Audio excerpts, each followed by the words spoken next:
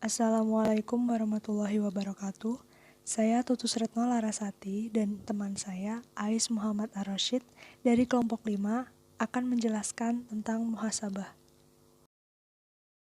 Muhasabah merupakan cara refleksi diri untuk mengevaluasi apa yang sudah dilakukan selama ini. Karena itulah muhasabah perlu dilakukan untuk dijadikan kebutuhan dalam diri manusia. Di dalam ajaran agama Islam, muhasabah sangat dianjurkan karena dapat memberikan banyak manfaat dalam kehidupan di dunia ataupun di akhirat. Muhasabah menurut Islam. Muhasabah berasal dari kata hasiba yahsabu hisab. Maka secara etimologis makna kata tersebut adalah melakukan perhitungan.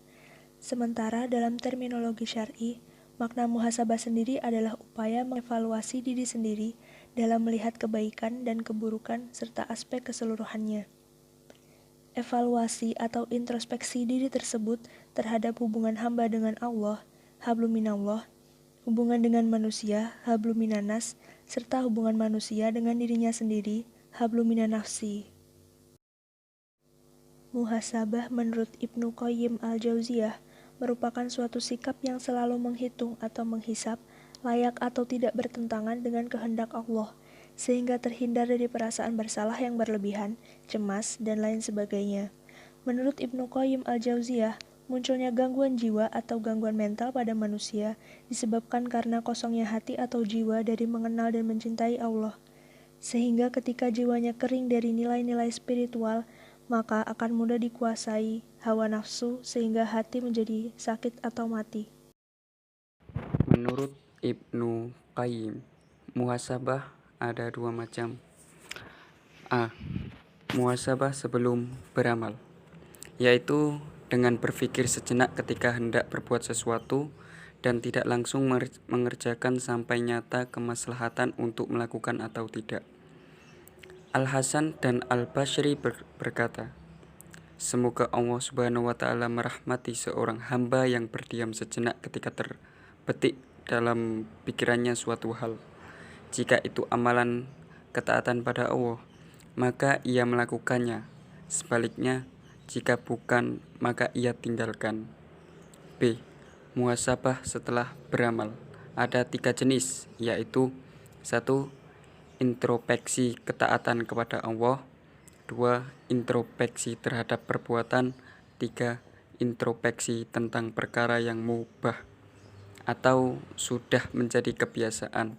Mengapa mesti dilakukan? Hakikat muhasabah. Allah Subhanahu wa Ta'ala menurunkan firman-Nya dalam surat Al-Hasr ayat 18. Hai orang-orang yang beriman, bertakwalah kepada Allah dan hendaklah setiap diri memperhatikan apa yang telah diperbuatnya untuk hari esok. Dan bertakwalah kepada Allah. Sesungguhnya Allah Maha mengetahui apa yang kamu kerjakan. Surat Al-Ra'du ayat 11.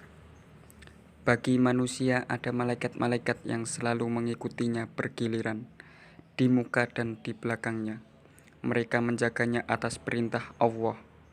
Sungguh, Allah tidak merubah keadaan suatu kaum sehingga mereka merubah apa yang ada pada diri mereka sendiri. Dan apabila Allah menghendaki keburukan terhadap suatu kaum, maka tidak ada yang dapat menolaknya. Dan sekali-kali tidak ada perlindungan bagi mereka selain Dia.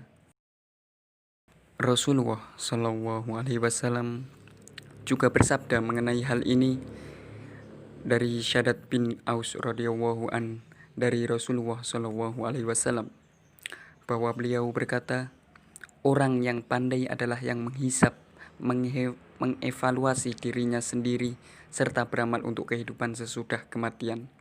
Sedangkan orang yang lemah adalah yang dirinya mengikuti hawa nafsunya serta berangan-angan terhadap Allah Subhanahu wa Ta'ala. Hadis riwayat Imam Turmuzi. Manfaat dan keutamaan. 1. Mengetahui kekurangan dan aib sendiri. Jadi kita dengan bermuhasabah, kita itu bisa tahu kekurangan diri kita sendiri terhadap orang lain itu bagaimana. Jadi kita tahu aib kita itu apa gitu ya. Jadi kita itu lebih berhati-hati lagi dalam melakukan suatu tindakan keburukan terhadap orang lain. Oh, contohnya saya ingin melakukan seperti ini. Dan ketika kita bermuhasabah terhadap diri kita sendiri, itu kita ingat, oh, saya sendiri aja punya aib seperti ini. Kenapa saya harus menghina orang lain? Gitu. Yang kedua, kritis pada dirinya dalam menunaikan kewajiban kepada Allah Subhanahu wa taala. Jadi contoh ininya itu ketika kita menunaikan sholat, ya, kita tidak perlu disuruh lagi. Kita sudah dapat bermuhasabah, ya, mengoreksi diri kita. Sholat ini kebutuhan kita sendiri. Kenapa kita harus nunggu disuruh? Apalagi ketika yang bebnya menyuruh telepon, yang udah sholat apa belum, gitu. Aduh, itu belum bermuhasabah pada dirinya sendiri. Jadi kalau bisa ya, itu kita sadar diri lah intinya. Ini kewajiban saya harus melakukannya, tidak harus menunggu perintah dari orang lain, menunggu dari pacar atau dan lain-lain. Yang penting kita sadar diri, mengoreksi apa yang kurang, karena ini kewajiban kita untuk melaksanakan sholat. Ya, nomor 3, membantu lebih dekat kepada Allah Subhanahu wa taala. Jadi dengan kita mengoreksi diri kita sendiri, kita melihat kekurangan kita sendiri, itu kita lebih dekat kepada Allah, lebih banyak mengingat Allah. 4, memperbaiki hubungan sesama manusia.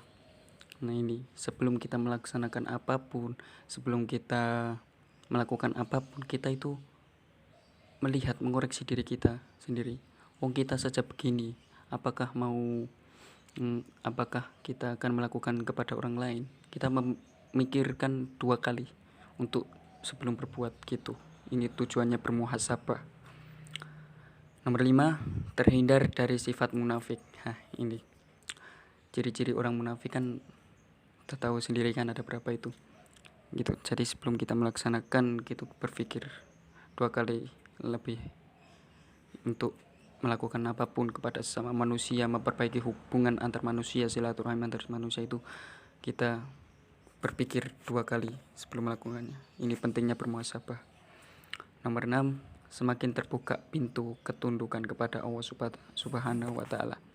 Ya, ini yang terakhir, ya, ini kita jika sering mengevaluasi diri sendiri, sering kita melihat kekurangan diri sendiri, sering kita mengoreksi apa kesalahan diri kita sendiri, jadi kita akan semakin dekat dengan Allah Subhanahu wa taala, dan kita akan banyak bertemu mempererat tali silaturahim antar manusia juga, sama teman dan lain-lain itu. Jadi jangan lupa teman-teman untuk saling bermuhasabah diri kita sendiri. Bagaimanapun diri kita itu, koreksilah di mana letak kekurangan kita, kesalahan kita pada diri kita itu di mana, sebelum kita harus menghina orang, mengolok-olok orang dan lain sebagainya, ya.